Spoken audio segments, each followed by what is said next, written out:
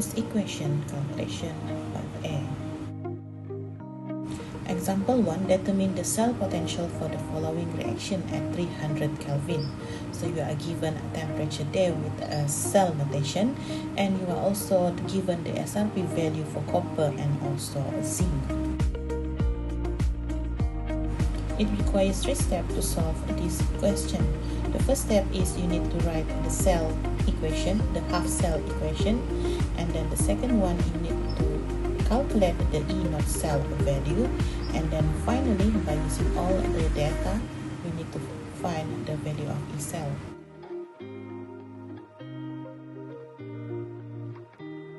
So this question asks you to find the value of E cell given that the temperature is 300 Kelvin. So meaning to say we will be using the Nernst equation with the natural log. Okay, and you are given the cell notation there. So by using the cell notation, we can write the half equation at the anode and also at the cathode. So this is the half equation for anode and cathode. Next, you need to write the overall equation for this reaction. So to write the overall equation, kamu kena check dia punya number of electron. So kalau number of electron itu sama, kamu boleh terus cancel out, and then kamu boleh terus tulis dia punya overall equation. Next, kita kena calculate the value of E naught cell. So we know that E naught cell is equals to E naught cathode minus E naught anode.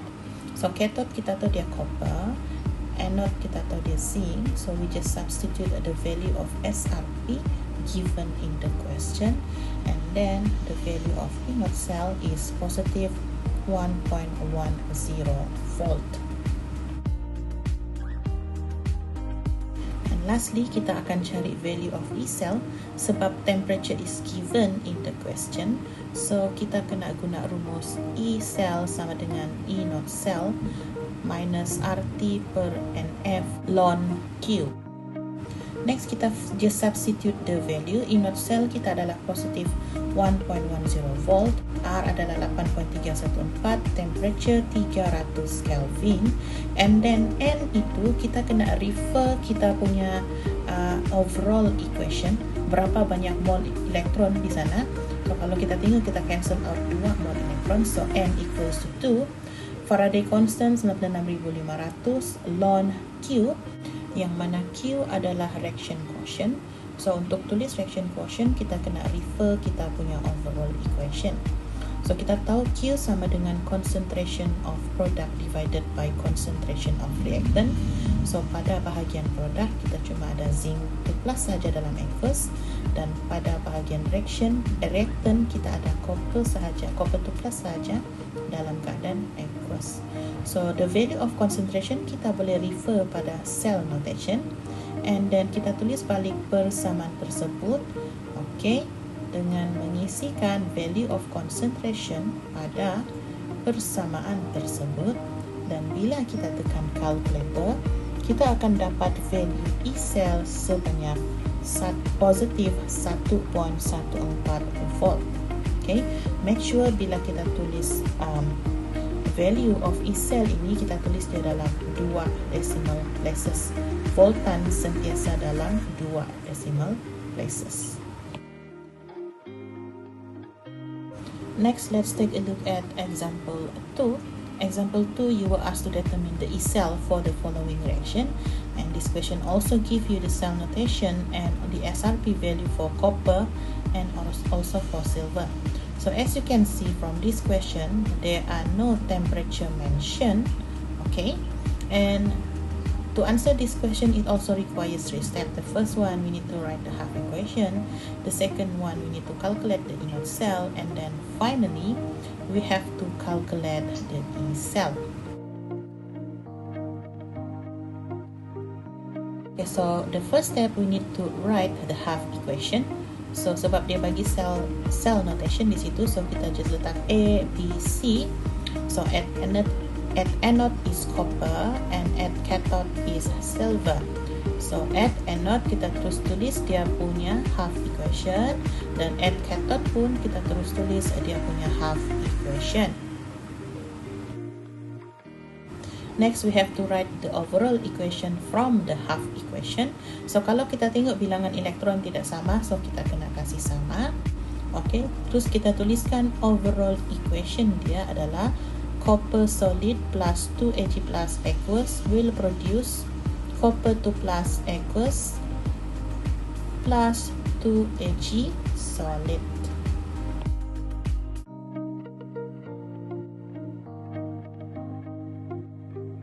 The second step, we need to calculate the value of E naught cell. So E naught cell kita tahu dia sama dengan E naught cathode minus E naught anode. So cathode adalah silver dan anode adalah copper. So we just substitute the value of SRP given from the question.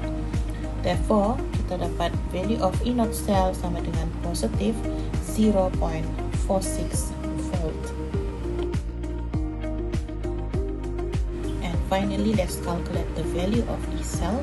Because the question didn't mention any value of temperature, meaning to say we will be using the modified Nernst equation to find the E cell. So we know that E cell is equal to E naught cell minus 0.0592 over N log Q. Okay, lepas tu kita just substitute value E naught cell. Okay, and then kita tengok value of N itu kita kena refer kita punya overall equation. So kalau kita tengok overall equation kita, bilangan elektron yang kita potong cancel out adalah 2. And then Q pun kita kena refer kita punya overall equation. So pada bahagian produk cuma copper sahaja terlibat, copper 2 plus aqueous. Dan pada bahagian reactant, Ag plus sahaja yang terlibat. So, bila kita tulis, dia sama dengan concentration Cu2 plus divided by concentration of Ag plus square. Okay, and then the next step, kita kena fill in the equation with the value of concentration given in the cell notation. And bila kita calculate, kita akan dapat value of E cell adalah positive 0.35 volt.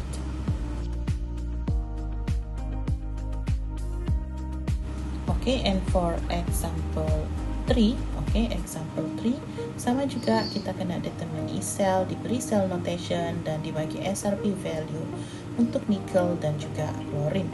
So the first step kita kena tulis adalah kita kena tulis half equation for this reaction.